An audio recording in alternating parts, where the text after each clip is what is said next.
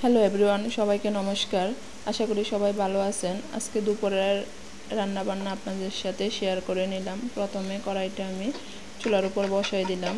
কড়াইটা গরম হলে এর মধ্যে তেল দিয়ে দিলাম। তেলটা আর একটু গরম হলে এর মধ্যে চাপিলা মাছগুলা লবণ আর হলুদ মেখে তেলের মধ্যে দিয়ে দিলাম। ওইদিকে মাছগুলো আমার ভাজা হইতেছে। এর মধ্যে আমি বেলকুনিতে এসে বেলকুনির ভিউটা নিয়ে নিলাম। তারপর মাছগুলো এখন তুলে নিলাম।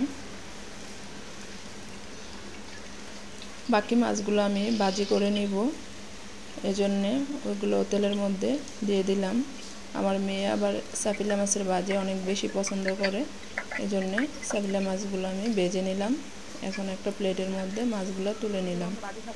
এখন দুইটা শুকনা মরিচ তেলের মধ্যে দিয়ে ভেজে নিলাম, কারণ গরম গরম ভাতের সাথে এই মাছ ভাজি আর শুকনো মরিচ হলে খুব বেশি ভালো লাগে খেতে।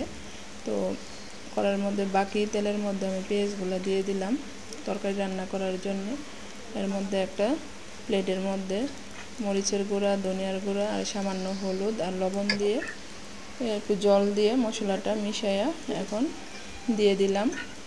এর মধ্যে আগে থেকে কেটে রাখা ডাঁটা আর আলুগুলো দিয়ে ভালো করে কষাই নেব। তরকারিটা এদিকে বসাই দিয়ে আমি একটু বিছনাটা গুছাইয়া নিলাম।